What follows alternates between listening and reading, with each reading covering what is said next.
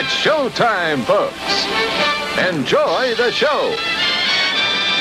A fine Saturday morning to you, gents. This is the week for that. This is the week that you can do that. And it's all good. It is. Oh, that's right. Finally, St. Patty's Day came, my day. And it's the start of spring. Yay. I had a virus-related holiday skippage.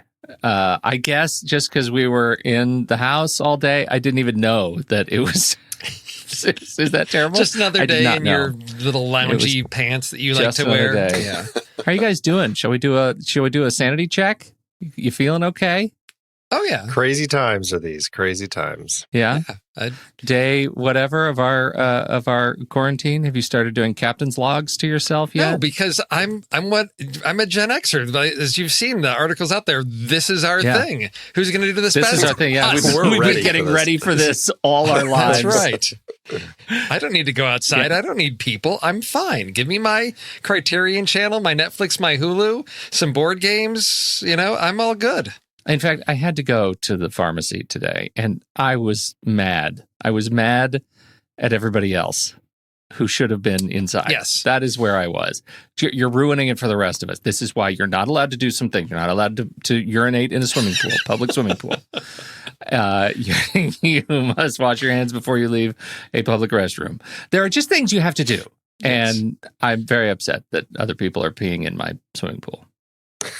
That's what I feel like right now. Well, actually, as I recall from, what was it, a couple of years ago, all the water in Portland is contaminated by pee. Wasn't there somebody peed in that reservoir? Yeah, I know what you're talking about, and you're not going to dig that up again. It was one time, and everything was fine. It was fine. You and your pee water, that's fine. Yes. You talk to me about pee water. Don't make me drag up Arizona stuff. Yeah, I know. Because the list is long and not distinguished. That's right. As I said, we're the West Coast Florida. That's not a good thing. No. You have the time change. You don't have to change your time. That's what you can crow about. Yeah. And then it gets dark. Yeah, that's true. Okay, can we talk about a steep cliff? Yes, are there any movies that we need to talk about? There's none coming out. As far as I know, they don't exist anymore. No. We're in this is post-movie America. It's a post-apocalyptic. This is what it looks like, folks. The movie theaters are closed. There's nothing coming, nothing going. It is crushing to see the stats about the industry. It's crushing to see stats about the theater chains closing. It's just crushing to see it. So I just want it out there that we're laughing because if we weren't, we'd be crying. That's why we're here. Because it is not great. And we understand that it's not a joke. And so we shall make jokes about it. We have to. Here. Yes. It's really interesting to see how quickly theater chains switched from, we'll stay open, but we're limiting the seating per movie to all of a sudden just like we're completely shutting down. And it's great to see like big theater chains like AMC that had already started up their own AMC Theaters on Demand where you could watch or rent movies through their online streaming service, which is nice that they had that. But I mean, there are a lot of theater chains that are like so many other businesses going to be kind of left in the lurch. It's going to be a tough time for everybody. Well, I mean, and I think you got the first that you had posted just now in the community from a small film. It was unclear to me what they were doing. They were just asked, what was the ask from your local auteur theater? Yeah, it's a small theater here in Phoenix, and basically they're asking people to help them stay afloat through this time. They're basically saying, buy tickets to a movie. It's not a real movie. It really is just a donation. Buy a gift card. Pay us $120. We'll give you a single movie ticket the rest of your life.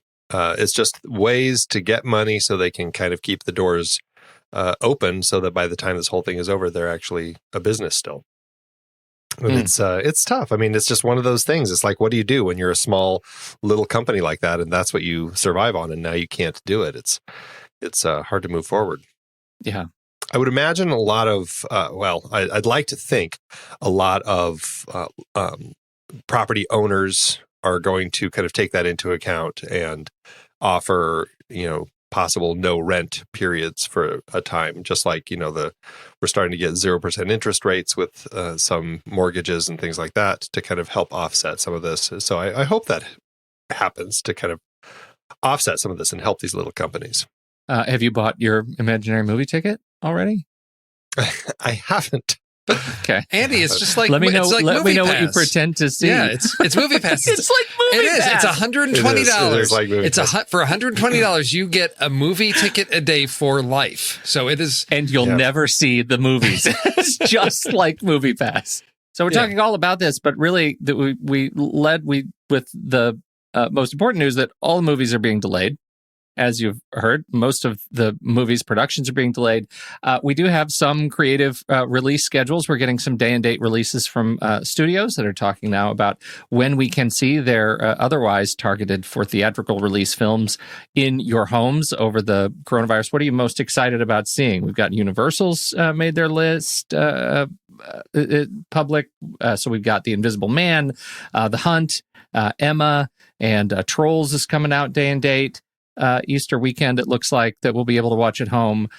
Some good stuff, right? well, let's see. You got two Bloodshot also. Yeah. You've got two film board movies there. So you got that. So That's right. It was So like- if you've been waiting to catch up, yeah, exactly. You can get those right now. I actually got to see a preview screening of Emma. So but I would look forward to seeing The Invisible Man after listening to the film board review. That's one I was hoping to get out to see. I'm not a Trolls fan. Bloodshot, Oh, you're missing out with the Trolls, let me tell you. I can't tell if you're being serious. No, right he now. is. He's being totally I serious. love that first movie. Yeah. Okay, It's I'm really- glad. It's really I'm great. glad because I think you made me see it, and I did enjoy that movie. It's really So I good. want to make sure I'm not alone. It was really good. I think I Steve just has a cold heart. No, Yeah. I saw the beginning of the first one and had a good time. And then I did see this weekend, on our Disney Plus, we did watch Frozen 2, which was Frozen Terrible. 2. Yeah. Well, now Exactly. wait a minute. I have comments on that. Oh, you I do? think you guys are totally overreacting to that movie. It wasn't Frozen, but it wasn't the way it was sold to me It was terrible. by Andy, Oh, okay. had such a caustic, Yeah. emotional reaction to that movie, which I can only imagine was somehow related to the short. Yes. I That think was that somehow was, related I to think it. that was part of it. Yeah. I think No, it has I nothing think to do with it. They're I think both he terrible. peed in his own lemonade. Oh, yes, he did. And it's not good. It was not. It was the music wasn't as good. None of it was as good, No. but it was not. No. It had some it was not beautiful torturous. animation. Sure. The animation. Andy just You had a see, little. look at you. You're look finding at the way him. to He had a shine that little apple. yellow That's snow right. Olaf that ruined it for him. He was all. Somebody peed on his Olaf, and Andy can't get over it. It This was. is my perma Olaf. Yes. Is just a little snowman Olaf. made of Magic. pea-filled snow running around. That song that they give to Olaf, "This will all make sense when I am older," was delightful. It was great. Yeah. Oh, listen to you. No, then, we were watching, then we get to that like 80s ballad thing, and we just all paused for a second and thought, oh my gosh, this is horrible. Oh, they know exactly what they're doing. This Yes. is genius. This is genius. Yes. They know exactly what they were Yes. doing, and they made it. And I looked at my kids, and they were like, "What is this?" I says, "Don't worry, this is for me." Yes, exactly. All right, Dad. Yeah.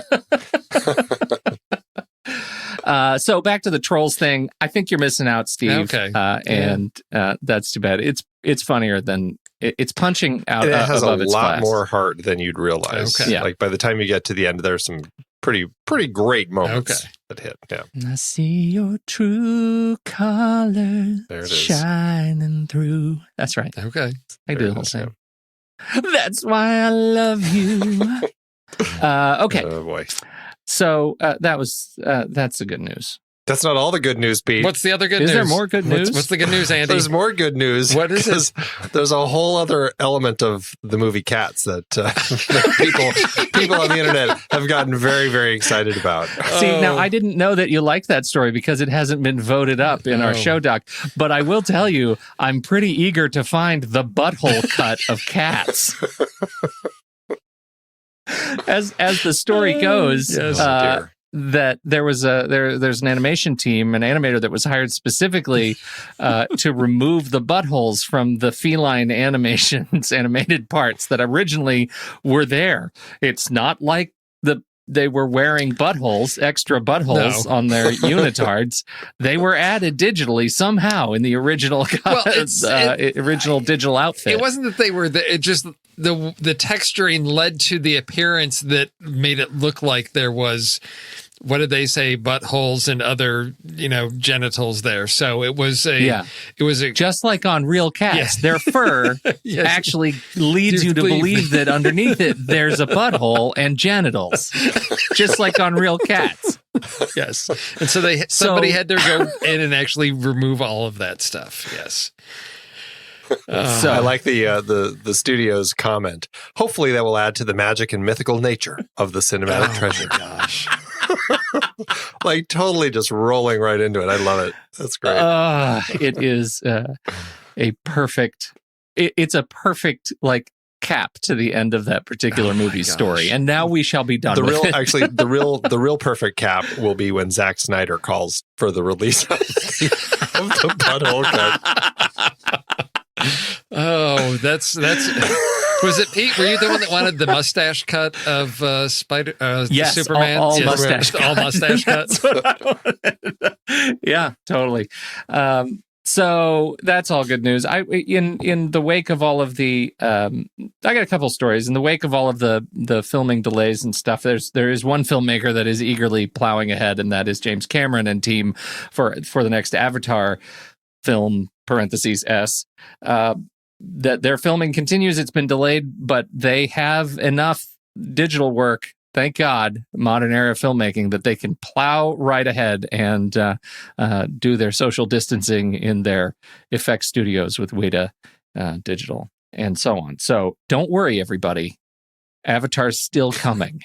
Just like coronavirus. That's just like coronavirus. It's going to get to you whether you want it to or not. Yeah. Did you have a chance to watch this video, the remaking of the Spider-Verse trailer with traditional animation techniques that I posted? Anybody look at that? I did. It's really cool, right? They did a great job.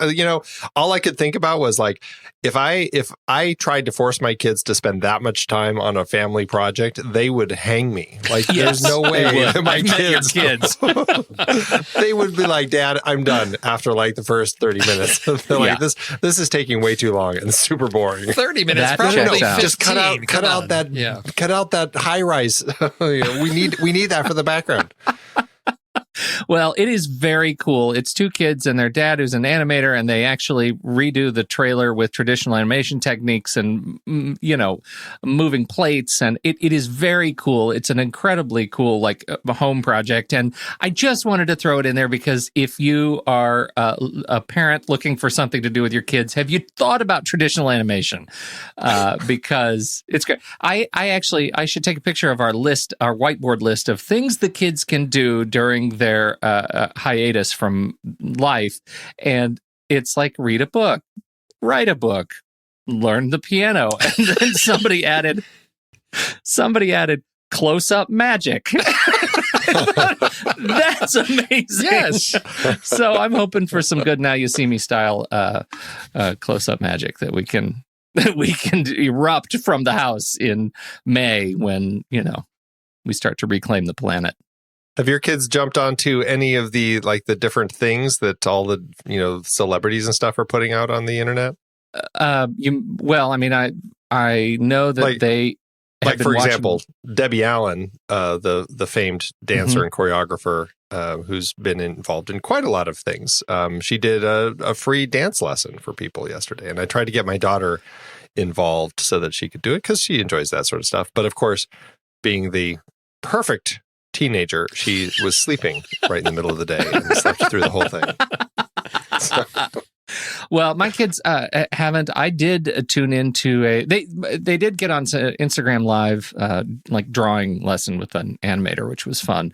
But we sat in on the Patreon weirdo stream yesterday. It was a Patreon artists who are under quarantine, doing a 3-hour fundraiser stream, and they included the likes of Neil Gaiman, who did a reading from his quarantine location, which was really, it was great. It was a really fun, of course, it's Jack Conte. He's the founder of Patreon. He's also, one of Pomplamoose, his with his bride. And so he did the whole thing from his studio, and it was just really fun. And he's such an animated guy that, he was a great home host to a fundraiser like that. The other one is The Late Show, not Kimmel, not Seth Meyers. Who's the other one?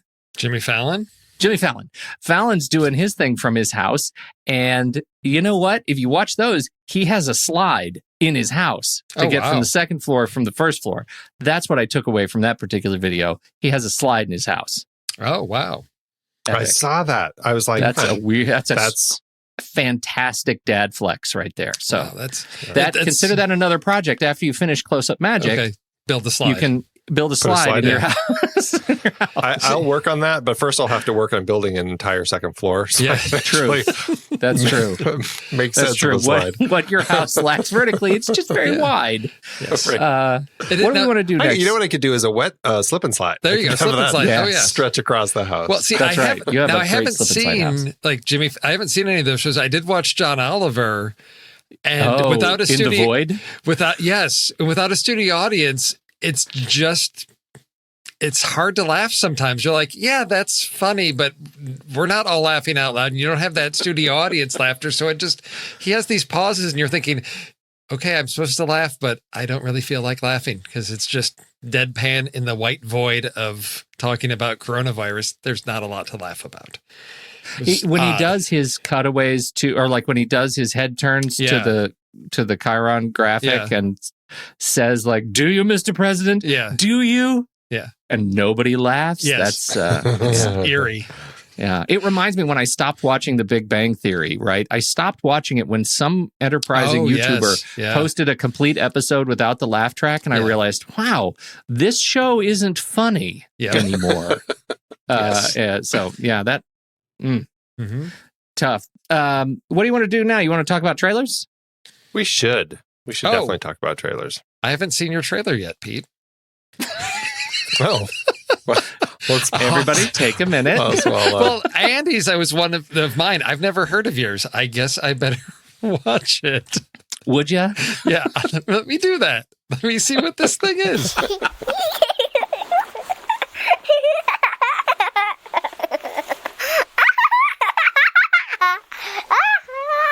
And we're back.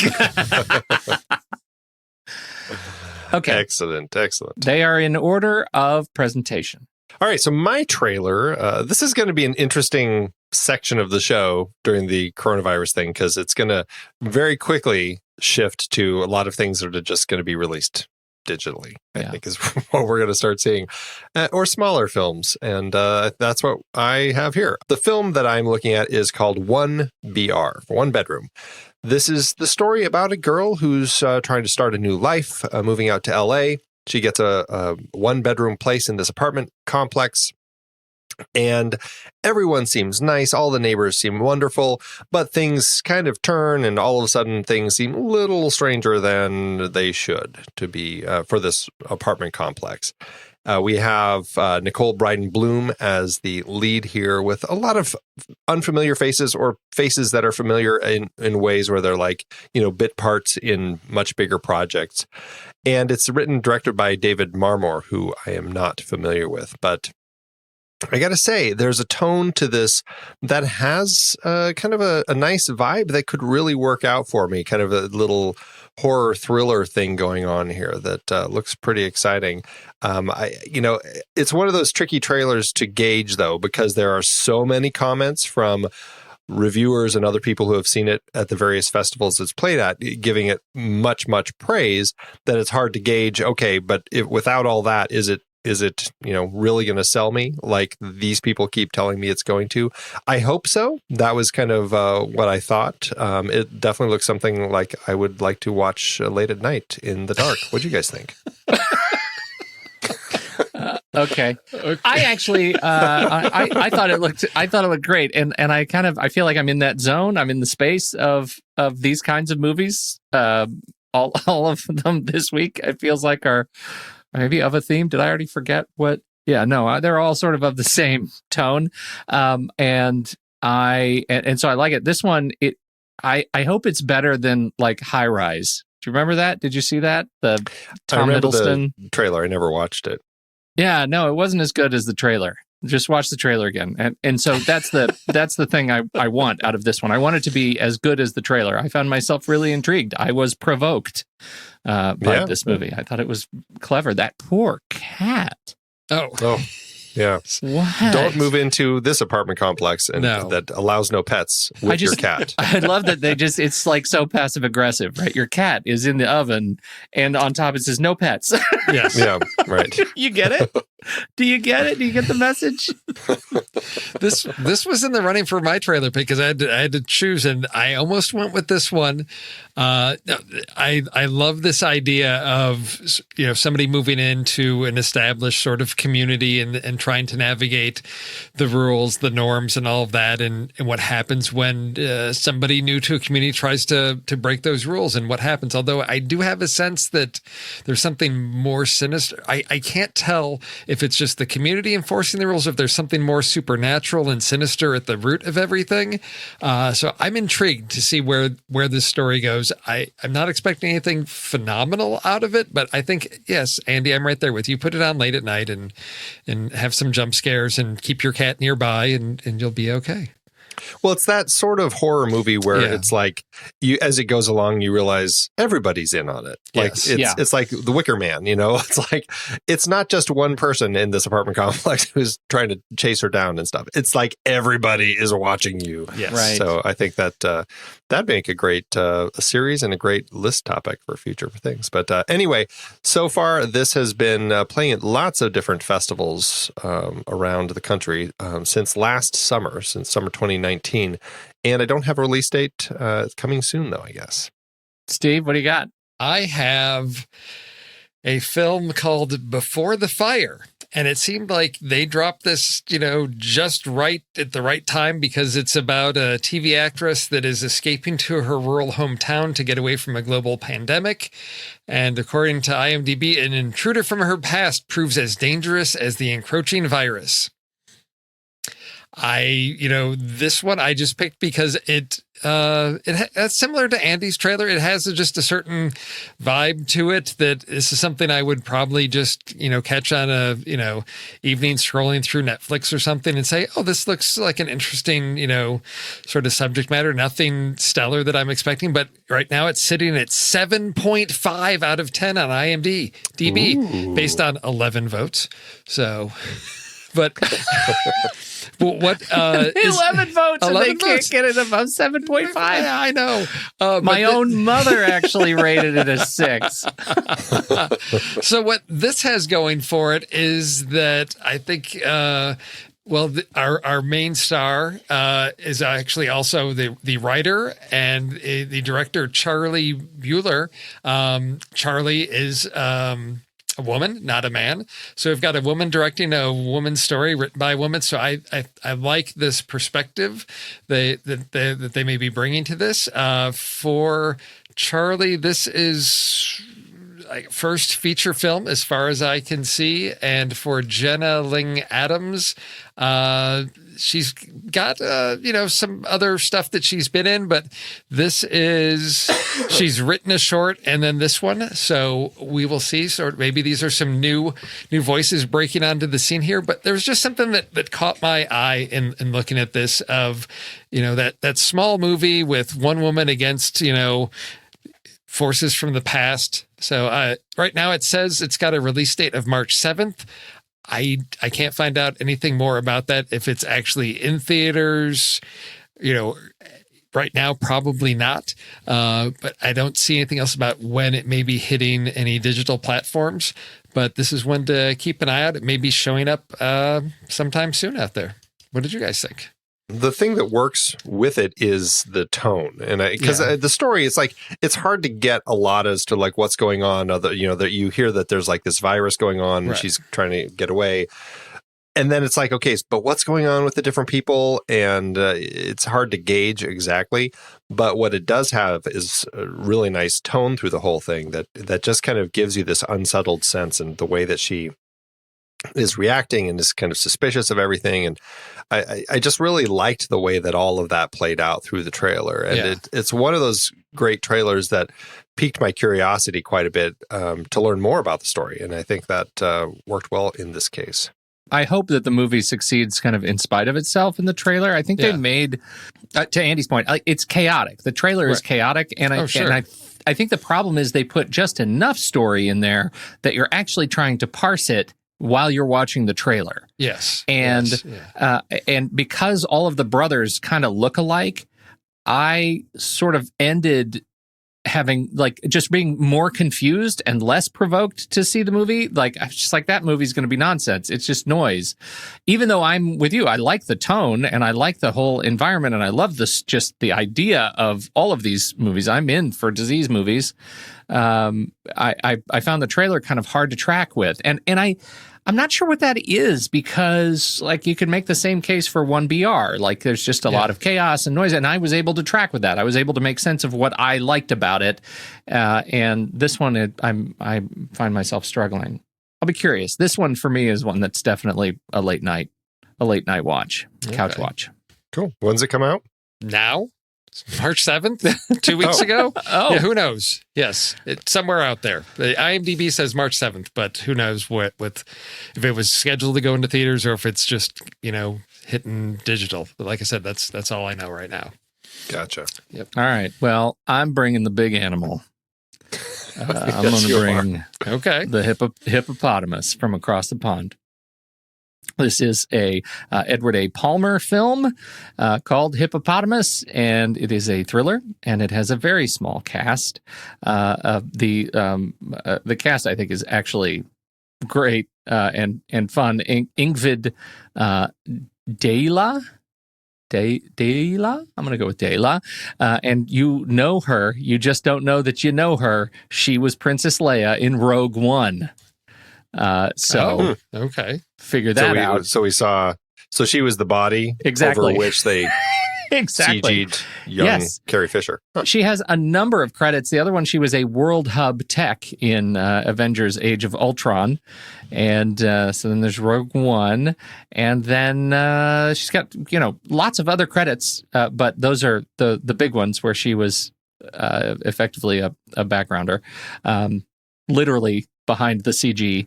And so she is our principal. She wakes up and she has been kidnapped and she is in a room, a stone room. Her knees are broken and she has been told by her kidnapper that I'm not going to let you go and I don't want money. I'm going to keep you here until you fall in love with me.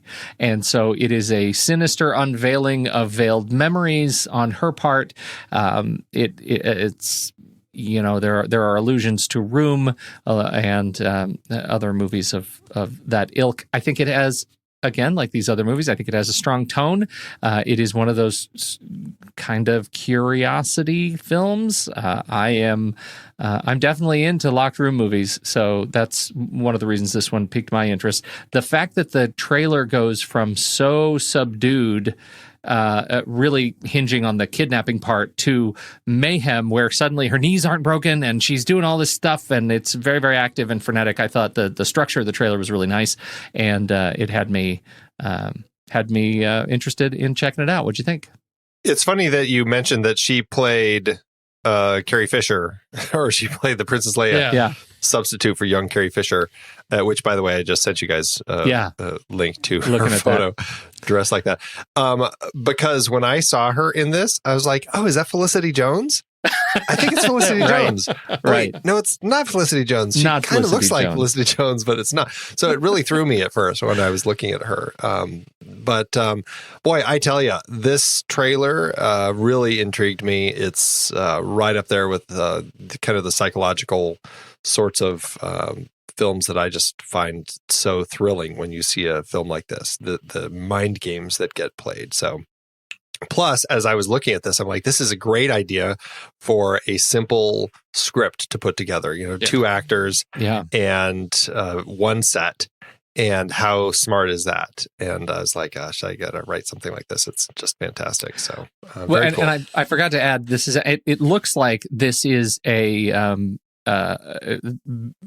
expansion of the short Hippopotamus by Edward Palmer, starring not the short hippopotamus, the short hippopotamus, the short that would be a pygmy hippopotamus. Exactly. No, you and I are right on the same page on that one. Edward Palmer, Ingrid Dahlia, and Stuart Mortimer. It was just the three of them, and they did that in 2015. It's the same story. This looks like they finally got some dough to make the real thing, and so that's that. This one has the full cast looks like 4 total, but still, very small. Small double room. Their budget. What do you think, Steve? Yeah, no, I love, films like this, sort of like Locked Room. You've got 2 characters that have to carry this. I'm always intrigued to see how to move the story along. What are our barriers? What are our obstacles? How do you keep an audience engaged when you've just got a single set and two characters interacting? I think it's really challenging. It's great, the when you put limits on creativity, it can push you into really unique directions. So I'm always curious to see how this turns out. I mean, it's definitely reminded me of 10 Cloverfield Lane as well. But this is one of these films, like, I love discovering films like this because they are often big surprises if well executed. And this one just has a real interesting look to it. And we get a lot of this sort of, I guess the cut of the trailer is you get these longer scenes, and then towards the end, the pace quickens up. We get lots of shots of lots of different things happening as the story progresses. And I'm really curious to see how all this fits together. So I'm all in on this one. From the title, I don't know. It's one of these things where I'm like, what? Hippopotamus? What? Is this going to be one of these weird things that's like we're a clever writer. We're going to, there's going to be somebody tells a story about a hippopotamus. I don't know. Or it's going to be, there's no reference to hippopotamus at all in this movie. And you're just going to be wondering, what? What does this have to do with anything? Yeah. So, well, somehow they did get... if you look at their poster, their poster's great. Lots of wonderful 1-word, 2-word, 5-word comments from. So you're saving it all for the poster. Mine was all yeah, right. And then mesmerizing Roger Deakins. Yes, I love that. Yes, that's what I would put on there. It's a flex. Yeah. It is certainly a flex. So it comes out. It has no reviews yet, not even Mom, in IMDb. So it is a big flat nothing. So we don't even know how good it is yet, even the 11 people. But it does look like it's going to get a UK release March 27th, 2020. In the age of Corona, hopefully we will see it online soon. I hope so. Yeah. Me too. Those poor folks in the UK, they're going to have to watch it in low res, though. Yeah. Oh, yeah. Look at you dropping some more current events there in the middle of the show. It in there. You're not supposed to do that. Hey, I break different kinds of rules than you guys break. Steve likes to break. Well, both of you like to break rules for our lists, but we'll save that for when we get there. Okay. Hey, let's re-rank some movies, Andy. Oh, let's. Wait, you're signed in? I was ready. I feel like we need a song. We need to let's re-rank some movies. Something. Where's Tommy? We need a little re-rank song. I need to farm that out. I'm going to get to Tommy, and we'll get a new theme song. Okay. Definitely need a new re-ranking theme song. There you go. Mm-hmm. All right. First up, Snowpiercer or The Big Lebowski? Snowpiercer, please. I mean, I love me some Lebowski, but it's Snowpiercer for me. It's so. Look at Steve. Oh, this hurts him. Is he okay? No, it's Lebowski. Interesting. I love Snowpiercer, but I don't know. I've watched Lebowski more times. It grows on me every time I watch it. It's I'm a sorry great about one. that. It really is. You should see about that condition. Oh, stop it. I had to stop to see what condition my condition is in. There you go. Oh, I love that. Good way to bring that back around on him. Steve, you're tracking how many we're doing, right? Yep. Okay, next up we have The Book of Eli or the 1954 A Star is Born. Book of Eli. I'm going to say Book of Eli, and I'm going to say Steve has not seen A Star is Born from 1954. That's correct. All right. Well, Book of Eli takes that, held steady at 332 on our Did Pete start. say anything, or did he just sort of... No, I said Book of Eli first. Eli said it quick. Oh, okay. He was quick on that one. All right. Next up, Never Let Me Go from one of our Speakeasy episodes, or Blowout. Blowout. Oh, Never Let Me Go. That was a good one, though. I did enjoy that one. I could be swayed, but I'm going to say Blowout. I'm going to say Blowout. I don't think Steve has seen Never Let Me Go. No, I have. I read the book sure, and then I yes. saw the movie. So Look at yeah, that. I should whatever. have known. It's a story about young people. Right. In fact, if he hasn't read it, it's okay. He was born having already read it. No, I'll go with you guys on that. Yeah, Blowout. Yes. Blowout. Okay. Blowout jumped from 199 to 137 on our chart. The Great Escape or When Harry Met Sally. Oh, it's When Harry Met Sally for me. Yeah, I'll give you that. Just give him that. Yeah, I'll give you that. It's When Harry Met Sally. Okay. Yes. That went from 257 to 132. Wow, that was low on our chart. Wow. Probably something Pete did. Yeah. Okay. Next up, we have Taxi Driver. The other one. This will be or Rabid. Oh, no! Oh, no! Oh, I'll definitely say Taxi Driver. Rabid. I'll say Taxi Driver. Oh, Steve hasn't seen Rabid. No, I haven't. No. He's not a Cronenberg fan. No, because I watched the. Oh, I know. What was the That's one because you watch all the wrong ones. You don't listen to me. You listen to Pete, and then you watch the wrong ones. Okay. It's okay. I actually, It's okay. what am I saying? I think I'm going to go with Rabid. I think we It's need to too late. dash. Are you It's serious? way He Too already late. clicked. Yes, He I clicked. clicked it. We're Okay, way past fine. it. Fine. Even though there's got to be an undo. Oh, there is. There's definitely an undo button there. There is no undo. There is an undo. There is. On live recording. the Not undo. on live recording. There's no undo. There's always an undo. Taxi Driver held steady at 328. Oh, Even though jeez. it's just fine. Why is Taxi Driver so low? Because it's a terrible movie. No, hates it's it. not. Oh my gosh. All right, Okay. next up, Boogie Nights or $1 Million Baby. Oh, it's $1 Million Baby for me. I mean, I love Boogie Nights, but $1 Million Baby's way up there on my chart. Yeah. All right. Steve, have you seen these? Yes, I've I seen feel both like of them, and they both I have worried problems. that he disagrees. You're He's so holding quiet. it. You had me nervous. Yeah, no, He's touching his face in the No, age of 'cause- coronavirus, which was huge risk. He's got his fingers on his eyeballs. Touching the eyeballs. I just both of them have problems. So I'm indifferent. So yeah, that's Both fine. of them have problems. Wow. Yes. Okay. Yeah. Well, $1 Million Baby held steady at spot Okay. 54 on our Okay. chart. Oh, this is fitting. Contagion Or- versus The Untouchables. Oh my gosh.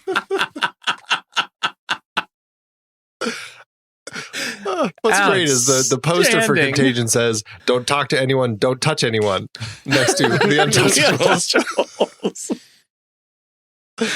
Oh, that's so perfect.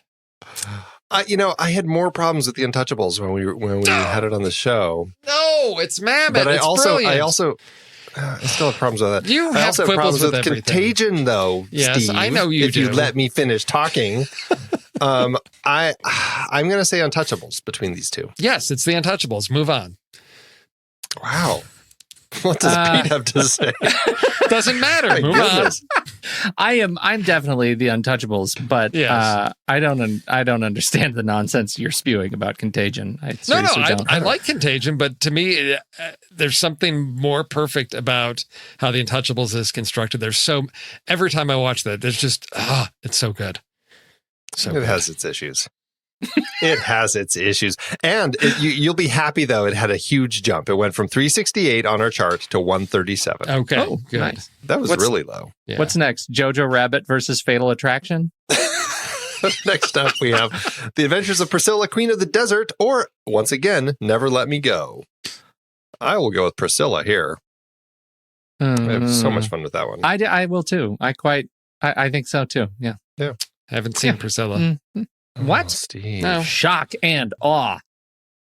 Well, Priscilla held steady at spot 102 Okay. on our chart. Next up, we have Christmas in July or Intacto.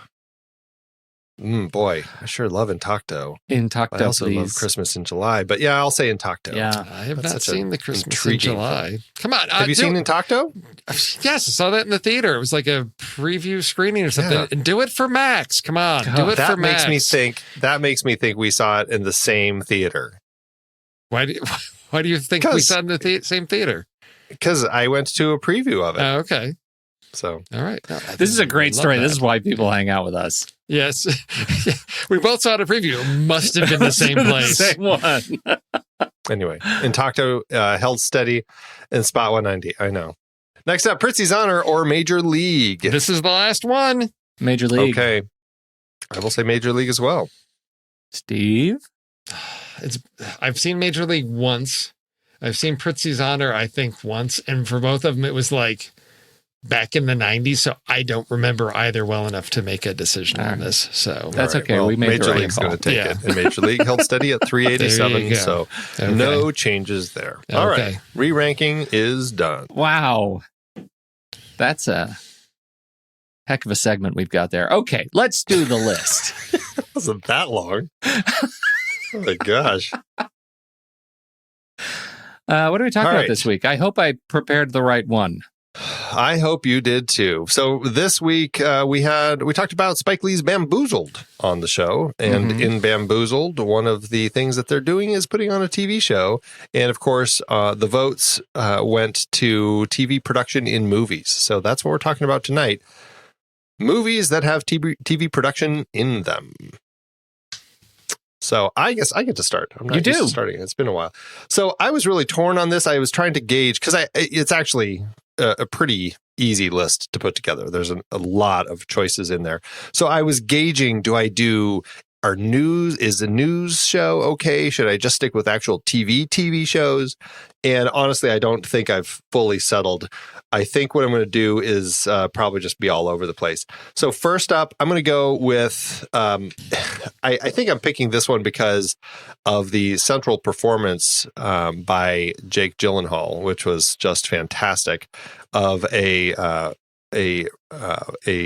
film or a news. What do you call him? A guy who's going out to capture the news. He's a stringer. Yes, that's his subtitle. A guy who goes out to capture news footage. Cameraman? The whole thing. Yeah, freelance he's not the cameraman. He's a stringer. All of these things. There he goes out to capture events and sell them to the news stations. But between him and the producer, he needs to be getting more and better stuff, and so he ends up kind of going down this dark road of creating some things. And it's just a fantastic movie. I don't feel like it got enough buzz. Again, it's the Gilroy clan. Dan Gilroy was behind this one. Really great movie. That's my first pick, Nightcrawler. That's a good pick. It is a good pick. It is not a steal.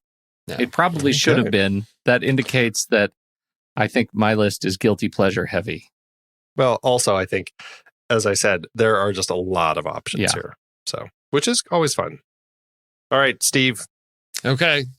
So this week was crazy. I didn't actually create my list. I farmed it out to somebody. So what? Yes, you can do that. Let me just say, my viewing history strongly aligns with my brother, and so I was like, you gave it to your brother. I didn't give it to him. He saw, I think, in Discord that I was like, I haven't had time to think. He's like, here, these, and I was like, yes, this amazing. Is exactly. He knows my mind. So I'll tell. This is all like 80s and 90s, and these are all just, oh my gosh, this is my list. And the first one, it would have taken me a while to get to it, but it would, if I'd had time, eventually gotten to this, because this was something discovered on TV. And so as I dug into quickly to get some information about this, I did not know that this was actually the first original movie financed by Showtime. It is Danny DeVito's film directing debut. It got a WGA award for Best Original TV Comedy Movie. 1984's The Ratings Game, which is, have either of you seen this? Nope. Never. Oh my gosh. So Danny DeVito and his brother, they're these New Jersey trucking guys, and he has this desire to be a big Hollywood producer, and he basically gets involved with like the mob somehow, and they basically sneak into people's houses that have the Nielsen boxes and then like take them to people that are connected to the mafia or their friends and family or whatever. So basically he's creating these like really like B-grade TV shows, but because they're basically paying all these people to watch the shows, the ratings go up. So it's this whole sort of satire on the Nielsen ratings and TV and the shows, these shows they make are just horrible, hilarious spoofs of stuff that was on TV in the 80s. But you've got Danny DeVito, Rhea Perlman, Michael Richards, Daniel Stern, George Wendt, a lot of familiar faces from the 80s. It's if you look on YouTube, it's actually posted out there in probably really crummy quality. But it is something that probably is not going to hold up to the test of time, but it is something that I just remember thinking was hysterical, especially the spoof TV shows that they put together for this. The ratings game. Barry Corbin is in it, and I wonder, he's playing a character called the Colonel. I wonder how many times he's played the Colonel. Yes, exactly. All right, Pete. Good pick. Okay, mine. Let's see. So I'll start with the guilty pleasurist of guilty pleasures for me, because this movie, Andy, I think will be able to talk about it more recently because of his own insane series viewing. But I remember this movie because of the way it absolutely glorified the business of broadcast news and field reporting and being a reporter that goes out into the wilds and war zones, and also a kick-in love story between old people, because I saw it when I was a kid, and that is up close and personal. It is a celebration of tropes between Michelle Pfeiffer and Robert Redford. And Joan Didion wrote the script. That is a straight up sex romp if I've ever heard it. It's just all euphemism. I want to just watch this movie and then go read At the Dam over and over and over again because of Joan Didion. So up close and personal. Also Celine Dion, that song. There's a song from it. It's the very famous song that is now nobody remembers was attached to this movie. It was actually attached to this movie. Now I can't remember what it was. Because You Loved Me. Because You Loved Me. Yes, that's what it was. Thank you, Andy. So I don't know, Andy, you've probably watched it more recently. I haven't. You haven't? I've never seen it. I've never seen it. This is. I thought you were doing your Robert Redford. Didn't you do a Robert Do you know Redford how many series? movies he's done before this movie? I just finished the 80s. Yeah, he was 60. He was 60 when he made this movie. God. Michelle Pfeiffer was 30-something. So, so many movies to go. It really glorifies all the tropes of working in television, and I worry that it doesn't do that as well as I really want it to. So I'm going to leave it in my memory and be fine with it. Sure. Up close and personal. There you go. Yeah, 1994, I think. That's 96. 96. All right. Yeah, with a stellar 31% on Rotten Tomatoes based on 35 reviews. Yes. Apparently, I'm right. It's not good. I saw it. I don't remember anything about it. It was one of these, you're in Blockbuster, whatever just came out this weekend isn't there. Well, Robert Redford, Michelle Pfeiffer. Okay. Yeah, I'll watch that. So you're telling me it isn't a steal? No, it's not. I had completely forgotten this movie. When you mentioned it, I was like, oh, yeah, that's a movie. Yeah. All right. Well, it was close to my heart at one time. And so there you go. Okay. Once Upon a Time. Once Upon a Time. Andy, what do you got? All right. So for this next one, I am picking a film that I owe a rewatch to. I remember really enjoying it in college. And I feel like I watched it again sometime afterward, thought it was really clever, and then I kind of forgot about it. And I still feel like one of these days I need to check it out again and watch it, because Stephen Frears directed it. I really like what Stephen Frears does. It's got Dustin Hoffman, Gina Davis, Andy Garcia, and it's a really interesting film called Hero. Yes, that is about this down and out criminal who rescues all of these people from a plane crash, and including this TV reporter, and then it just kind of they turn him into this hero, and and then all the people are trying to figure out who he was and everything, and it's a great satire on just all of this world of media and finding heroes and everything. I just thought it was a fantastic film. Chevy Chase has I just remember he's got a great one-liner toward the end of it that just made me laugh out loud, but I can't remember what it was. But I just remember really enjoying it, so I need to check it out again. It is Hero from 1992. That's a great pick. I can't. I have such a faint memory of it, but it's Yes. that poster comes back to me hard. Yes. Oh, Yep, yes. yep, absolutely. Yeah. All right, Steve. Okay. Every time Andy starts describing a movie, Pete, you started describing Up Close and Personal. I thought, oh no, it's a steal. And then Andy started describing his for a second. And I was like, oh no, it's a steal. Because it's like, this is a movie I remember really enjoying when I saw it. I haven't seen it in a long time. It has to deal with broadcast news because it's called broadcast news. It's a 1980. steal. There we go. Because, oh my gosh, Holly Hunter and William Hurt and Albert Brooks. And just, this is one I saw, it must have been probably when I worked at the video store, maybe in college. I can't remember, but it's one that I just thought, wow, this film is really put together well. And it's one that I thought, I really need to revisit this one. It's sitting at a 7.2, on IMDb. It probably deserves to be higher than that because I just have such great memories of this. But I don't know how well it's going to hold up, over time to see how some of these things play out. But I was figuring it was going to be a steal, and I'm surprised, it wasn't earlier in your list. So. It was There my are round so two many pick. movies. Yes, so many there movies. are. Yes. It's written down as one of my Yeah. options, Ah, but it's more of a gotcha. backup. Yep. All right, Pete. I'm that was going to be my number two pick. So I'm going to go Okay. for my number two backup because I have Okay. backups at every level now. Okay. And so my number two backup is actually it's still a news exploration. It is it's a little Ronnie Howard flick. And it surprises me that this one stuck with me as much as it did. I think higher of it in memory than maybe I did even when I saw it. It is his dramatic retelling of the Frost-Nixon interviews. It's called Frost-Nixon. I really liked Frank Langella's performance in here. I think he was just great. And playing David Frost, Michael Sheen was also, I think, really, really good. And I think he brought a great representative of David Frost. Wonderful cast: Sam Rockwell, Kevin Bacon, Oliver Platt, Rebecca Hall, Toby Jones. Just a great cast, and I really had a good time with this. That is a good one. Very good. Haven't seen it. Really? Oh, Yeah. it's worth checking out. It is really worth Okay. checking out. No, Yeah. it's great. All right, for my final pick, this is one that I feel like now it's going to be a steal from Pete because I figured this was going to be on his list. And he hasn't said it, so I'm like, well, it has to be a steal. And so I'm assuming it is. And, you brought your Robert Redford. I'm going to bring mine. This is the film that Robert Redford directed in 1994, a couple years after yours.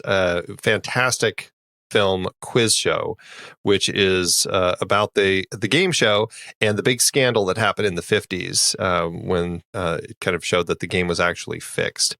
The way that this film was put together was just stellar.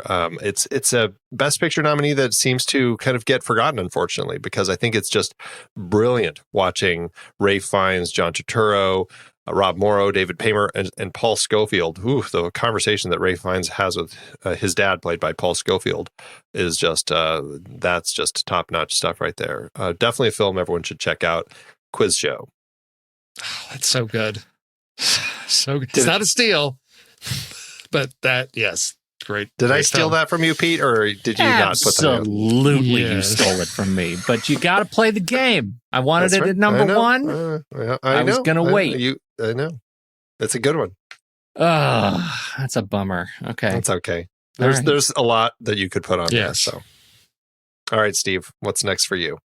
So just earlier this week, I watched His Girl Friday, and in my review on Letterboxd, I mentioned that they don't make screwball comedies like that anymore. And this film is probably the closest thing to that. It is a movie that is near and dear to my heart. It is a family favorite. I remember seeing this in the theater and just having so much fun with this. It's got an amazingly talented cast, huge, huge cast. Robert Downey Jr., Kevin Kline, Whoopi Goldberg, Elizabeth Shue, Sally Field, Soap Dish. Oh my gosh. I want to go watch it right now. Yep. It is so Totally much forgot. fun. It is so much fun. I love this so much. If people have not seen this, you have to track this down and watch it. It is just ridiculous fun. All about the shenanigans going on behind the scenes of filming a soap opera. And I would agree with you. That movie is so much fun. I can't believe I totally spaced it, but it's definitely one that is absolutely worth checking out. Wow. Oh man.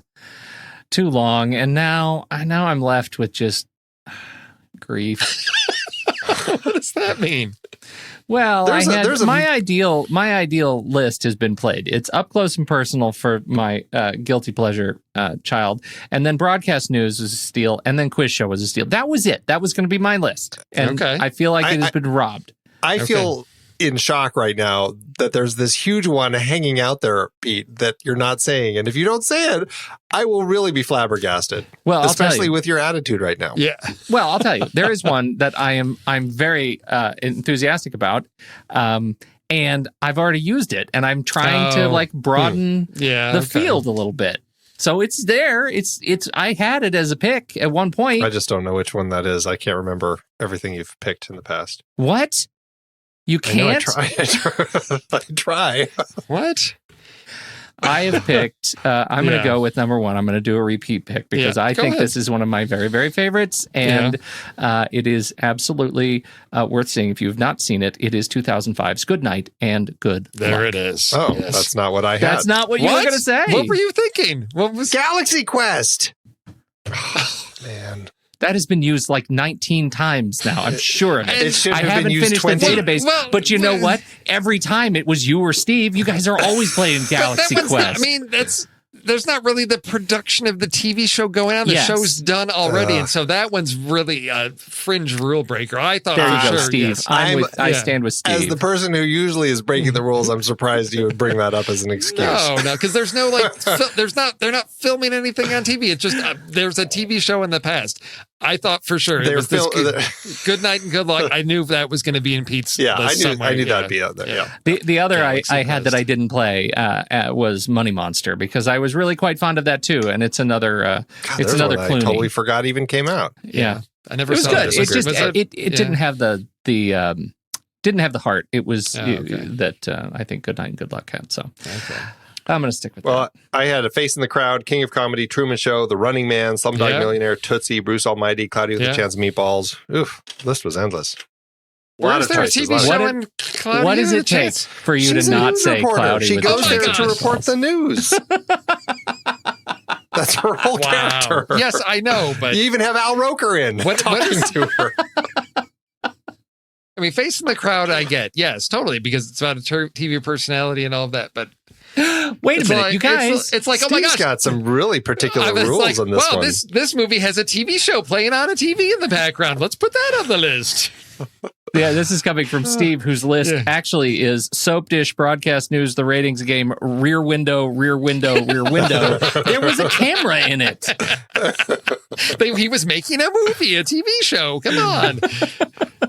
Yes. I mean, I thought for sure. I mean, come on, network. How about that? Let's put that on the list there. I would be more likely to have that. We did it on the show. That would have been you. That would have been me, but I figured you were going to break the rule because that's one of your top favorites. So it is one of my very, very favorites. It needs a mention. So there. It's a good one. All right. Where are we going next week? What are we going to do this week? So we were talking about Black Klansman, Spike Lee's latest film. So we got undercover police detectives. We've got Colorado Springs in the 70s. Let's see. Can we put Pete's Home Movies on the list then? I mean, come on. Yeah, that's excellent. I am all about that. None of them are on IMDb, but I got them. That's right. Let's see what else. We've got the KKK. There's always a fun list topic. Yes. Oh, geez. No. We've got. Okay. I think this time we have to go to our tried and true friends over at IMDb. And, plot keywords. And I think we need to look at plot keywords, don't you think? Because that has, I think it's safe to say, plot keywords never let us down. In some capacity, they never let us down. They certainly give us opportunity to laugh. And so, I don't even know where they are. Plot, taglines, some plot keywords. There we are. Here we go. Black Klansman, plot keywords. Hey, What's right jumping there. out at you? There's our first two. Ku Klux Klan, undercover cop, right there. And Boom. white supremacy. Yes. How about Then dance scene? Uh-huh. Reference movies with references to O.J. Simpson. There is No? that. Yes. There's Color that. Springs, references to Jackie Robinson. Only movies that reference Jackie Robinson or Sybil Shepherd. Excellent. Movies in and around related to cheese. Got to be great if we could do double dolly shots, but I think Spike Lee is probably still the only person who does it. Activist movies. Well, activist movies. There's definitely activism going on. Mm-hmm. We've got. We could do. We actually could do great undercover cop movies, like specifically like deep cover cop movies. Yeah. So I'm for that. I think undercover cop movies, and then Well, we do have 1970s as a plot keyword, and so is Colorado Springs. So there we are. We could do movies in Colorado. we could do Colorado movies. That's actually great. Let's do Colorado Okay. movies. Colorado movies. Oh, I like that. Okay. And then do we want to do like KKK or broader of just like subversive organizations, or is that too? I mean, I guess you're probably going to get that with us because you're going to get that with the undercover piece. I think there's going to be some overlap there. Probably. Yeah. And you know what? That just makes me sad. Yeah. Oh yeah. It does. It does. Yes. So, Gross. how about target practice? Movies with great target practice scenes. Okay. Jeez, there's a tricky one to search for. Like sharpshooter movies. Yeah, target practice / sharpshooter. I like that because. How about bomb plots, plans to blow things up? Okay. I can go with that too. I can do that too. Let's do that. All right. Let's put that. I like that better. Kaboom. Movies. Okay, we'll throw that in there. All right, there we go. Undercover cop movies, Colorado movies, Kaboom movies. All right. All right, we'll get that up in the Show Talk channel over in Discord. You can get in there and get your vote cast by next week, and we will pick what we'll next week on the show. We'll be talking about whatever is the one that got the most votes. Should be fun. Is there a way that Steve can get Rear Window into any of these? It didn't take in Colorado. He's kind of undercover. I'm sure he could call. He's not a cop, but he's undercover. No, you nailed it. That was right. That's what I was. His flash goes kaboom. Excellent. Good. I feel good about that. All right. Yes.